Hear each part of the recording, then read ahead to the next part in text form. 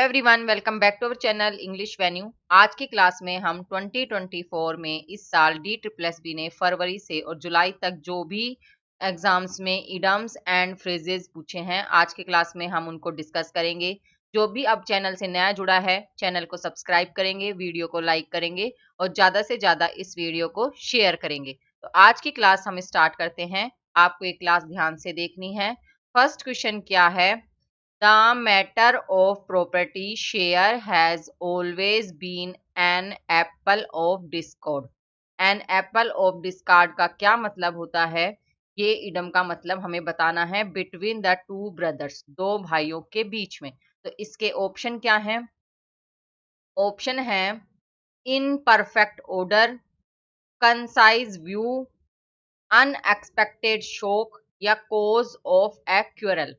इसमें हमारा आंसर होगा option number 4। Cause of quarrel का क्या मतलब होता है? इसका मतलब होगा लड़ाई का कारण। लड़ाई का क्या है? लड़ाई का कारण है। तो इसके लिए क्या इडम यूज हुई? An apple of discord. An apple of discord use हुई है। क्या है कि प्रॉपर्टी के कारण दो भाइयों के बीच में लड़ाई हो गई, और क्यों क्या थी? मैटर था प्रॉपर्टी। तो इसमें हमारा ऑप्शन 4 राइट होगा। अगला देखते हैं। अगला क्वेश्चन क्या है? इसमें भी आपको एक सेंटेंस में इडम दे रखी है जिसका मतलब आपको बताना है। He blessed the trail of the ecological movement. तो हमें इसे ब्लेस्ड द ट्रेल का क्या मतलब होता है ये बताना है। ऑप्शन है to motivate others to follow, to cause damage to something good, to not allow something to grow या टू स्टार्ट और डेवलप समथिंग न्यू। तो क्या है इसका क्या आंसर होगा?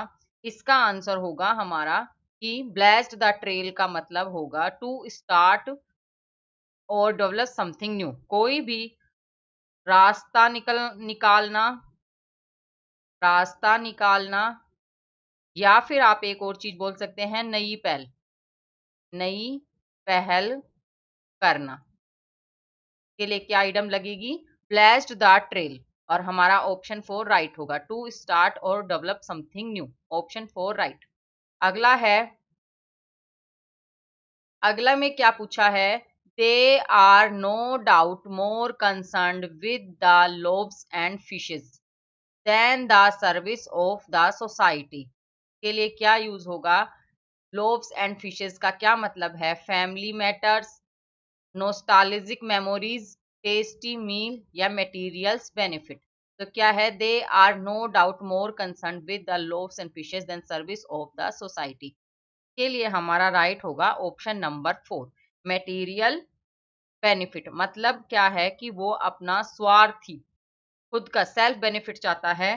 क्या करना चाहता है? पर्सनल, पर्सनल बेनिफिट के लिए, पर्सनल बेनिफिट्स के लिए वो कोई भी काम करता है।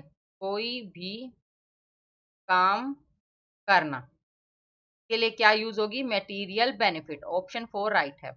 अगला देखते हैं। अगले में क्या पूछा है? Select the most meaning of the idiom. Idiom का मतलब क्या है? Nip something in the bud. Nip something in the bud का क्या मतलब होगा? To live within one's own means, to gain cheap popularity by unfair means, to hide the truth and pretend that, to suppress or destroy at the very beginning everything is fine। nip in the bud का मतलब होगा कि कोई भी गलत चीज होने से पहले ही उसको रोकना। उसको क्या करना? रोकना। तो इसके लिए होगा हमारा कि ऑप्शन 4 राइट है कि टू सप्रेस और डिस्ट्रॉय। सप्रेस मिटा देना, डिस्ट्रॉय खत्म कर देना, very beginning everything is fine, कि कुछ भी गलत होने से पहले ही उसकी शुरुआत में ही उसको दबा देना। तो ऑप्शन 4 राइट है। अगला है,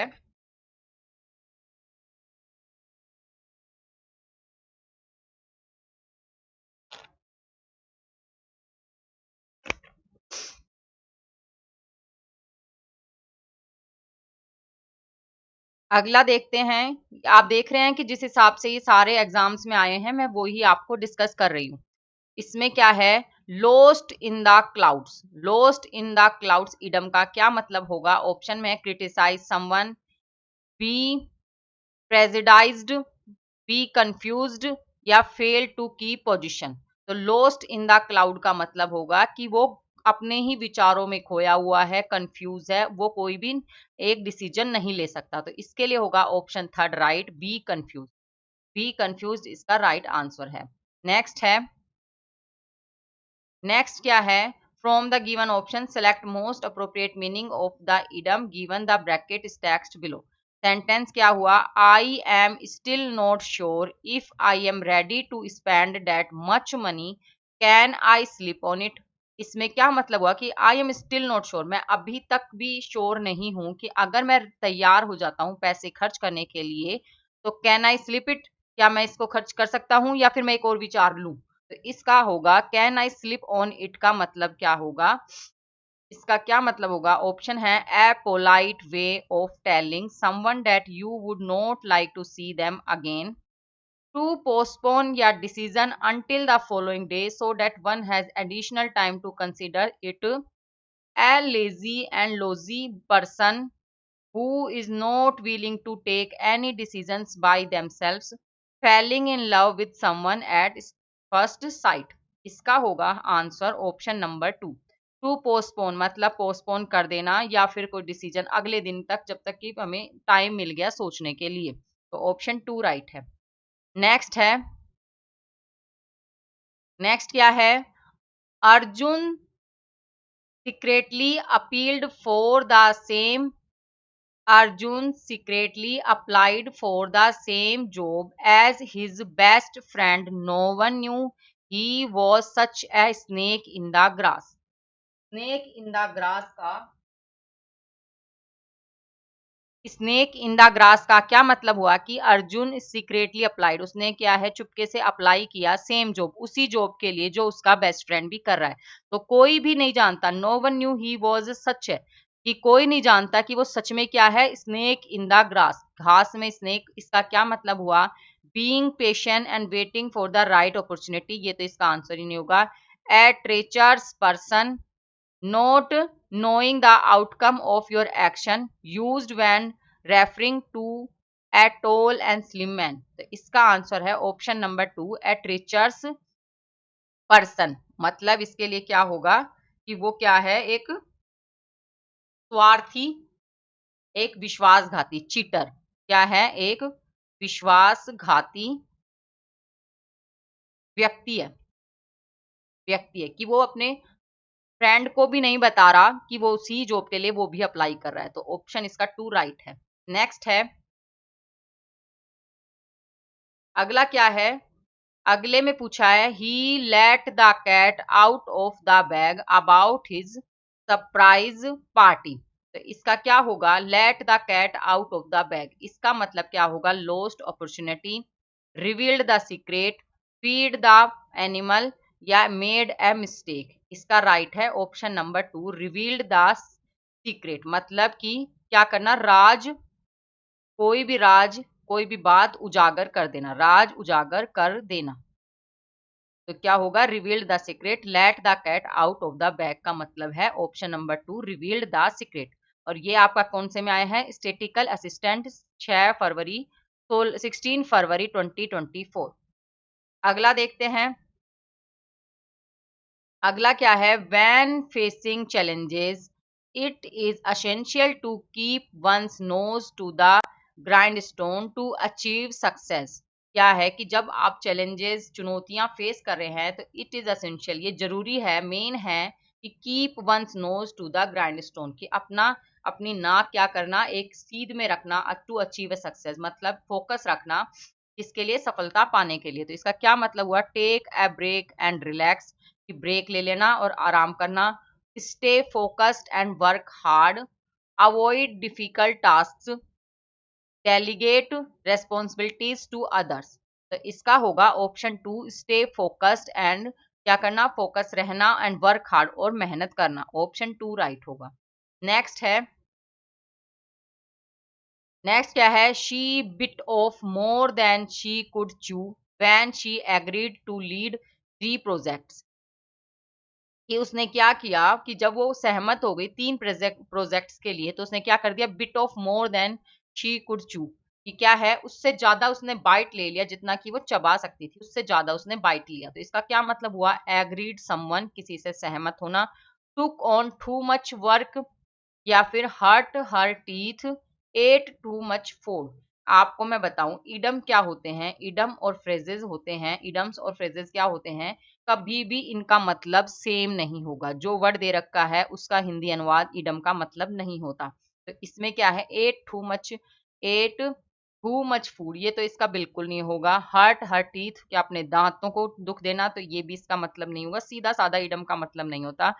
फिर राइट क्या है, option two, took on the took on too much work, क्या करना, जो सबसे ज्यादा मात्रा में काम ले लेना, जितनी कैपेसिटी नहीं है उससे ज्यादा काम अपने हाथ में ले लेना। तो ऑप्शन नंबर टू राइट है। नेक्स्ट है, एक एक क्वेश्चन का मैं नहीं बताऊंगी, मैं आपको साथ में दे भी रखा है कि कौन कौन से एग्जाम्स में आया है, बस आपको ध्यान से क्लास को देखना है। इसमें क्या है, he burned the midnight oil to finish his project on time, समय पर काम खत्म करने के लिए, प्रोजेक्ट खत्म करने के लिए उसने क्या किया, बर्न्ड द मिडनाइट ऑयल। तो बर्न्ड द मिडनाइट ऑयल का क्या मतलब हुआ, ऑप्शन है stay up late, waste his time, worked very hard, या सेट फायर टू समथिंग। क्या होगा, option one, stayed up late, मतलब लेट तक काम करते रहना, रुके रहना। तो ऑप्शन वन राइट है। नेक्स्ट है, नेक्स्ट क्वेश्चन क्या है, after her wild success with her first product many investors wanted to get in on the ground floor for her next one। इसका क्या मतलब हुआ, a person who is happy to give helping hand to someone in need to become involved in something at his inception, especially an investment or business ventures, to fall down for great heights after seeing a lot of success, when you are very afraid to make an investment due to the lack of confidence in the scheme। तो इसमें क्या होगा, हमारा होगा option two right.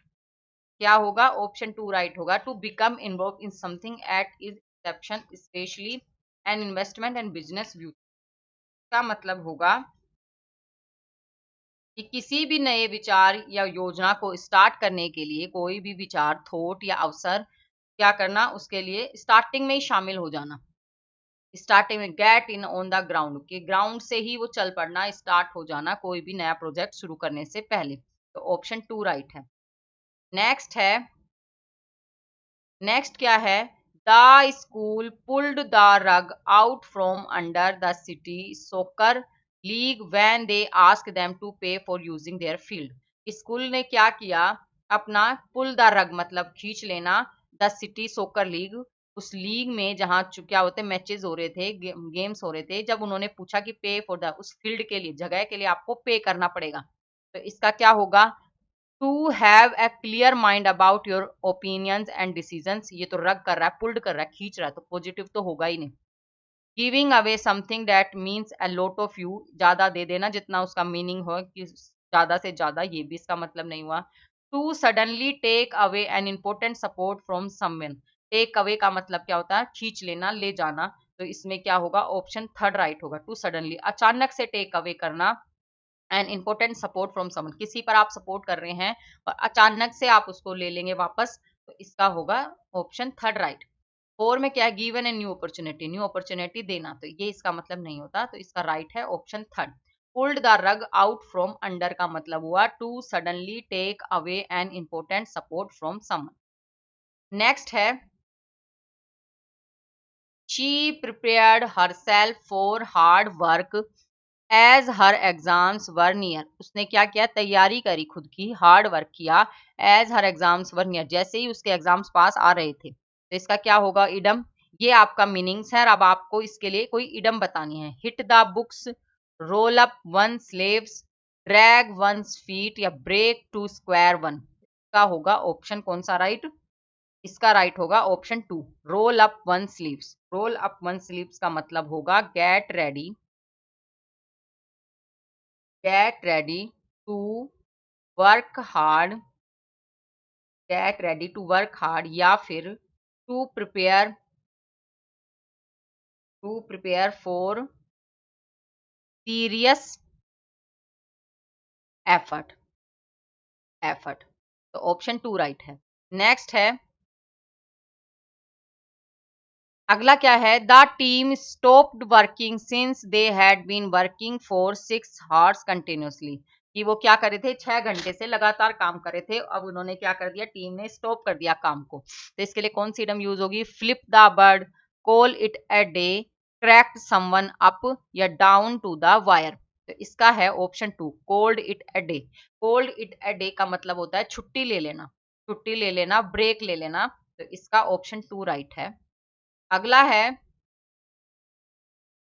अगला क्या है, to turn up one's nose at. To turn up one's nose at का मतलब क्या है, to ignore someone, to regard with contempt, to interfere in someone's matter, to mollify someone. का आंसर होगा, इसका आंसर क्या होगा कि क्या करना, to regard with contempt. To regard with contempt का मतलब होगा तुच्छ दृष्टि से देखना, दृष्टि से देखना, ठीक हो, नीचा दिखाना, नीचा देखना, उसकी वैल्यू ना करना। तो टर्न अप वंस नोज, अपनी वंस क्या है, नाक चिढ़ा देना। तो इसका ऑप्शन 2 राइट है। अगला है,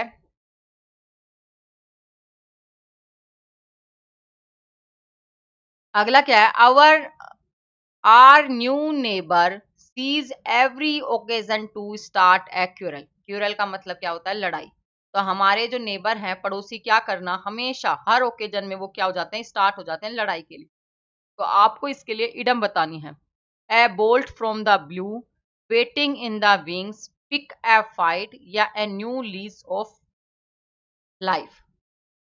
ए न्यू लीज ऑफ लाइफ का मतलब क्या होता है, इसका मतलब तो होगा कि नई जिंदगी लेना। ए new lease of life, life के लिए एक नई जिंदगी लेना।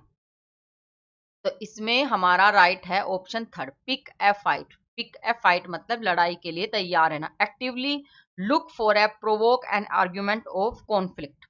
तो इसमें ऑप्शन 3 राइट है। नेक्स्ट है, नेक्स्ट क्या है, now that the other team has lost its star player due to injury, we really have a position to advantage over them. क्या है, अब क्या है, जो अपोजिट टीम है उसका जो प्लेयर, स्टार प्लेयर था, सबसे अच्छा प्लेयर था, वो क्या हो गया, वो ड्यू टू इंजरी के कारण वो खेल नहीं रहा। तो अब हमारे पास क्या है, हमारे पास एक अपॉर्चुनिटी है, एडवांटेज है, क्या करना, अपनी पोजीशन लेना। तो इसके लिए कौन सी इडम लगेगी, pulled a new strings, pear fruit, know which way the wind blows, have the upper hand। इसका होगा हमारा option number 4। Option number 4 right होगा। हैव द अपर हैंड का मतलब क्या होता है, मोर एडवांटेज, क्या करना, मोर एडवांटेज, या फिर सुपीरियर पोजिशन, सुपीरियर पोजिशन। तो ऑप्शन 4 राइट है। अगला देख लेते हैं, अगला क्या है, to run the gauntlet. To run the gauntlet का मतलब क्या होगा, टू अंडरगो, सर्व, क्रिटिसाइज्म और attack, to mediate between two parties. Mediate क्या होता है, बिचोला। To run half heartedly, to run a difficult task. तो इसका होगा option number 1, to undergo, severe, criticize या अटैक। ऑप्शन क्या है, ऑप्शन 1 राइट है। कठिन परीक्षा से गुजरना, क्या करना, हार्ड एग्जाम्स से फेस करना। ऑप्शन 1 राइट हुआ। अगला क्या है, अगला है हमारा, इसमें 20 का ये इनकरेक्ट है, आपको ये ध्यान नहीं देना है। आप 21 नंबर क्वेश्चन को देखें, hear it on the grapevine. Hear it on the grapevine का क्या मतलब होगा, इसके ऑप्शन है, to disturb the work, to suspect something fall, to hear facts, या टू हियर रूमर्स। इसका आंसर आप मुझे कमेंट बॉक्स में देंगे, इसका आंसर कमेंट बॉक्स में देंगे, और नेक्स्ट क्लास में हम इसका आंसर डिस्कस करेंगे। तो आपको इसका आंसर मुझे कमेंट बॉक्स में देना है जरूर से। और आज की क्लास आपको कैसी लगी, काफी दिनों के बाद इस क्लास ली है, तो आपको ये क्लास कैसी लगी, मैं एक एक इंपॉर्टेंट ही लेके आ रही हूँ। तो इसलिए आप मुझे अपना फीडबैक भी देंगे। तो I hope you like this video. Please like, share and subscribe my channel English venue.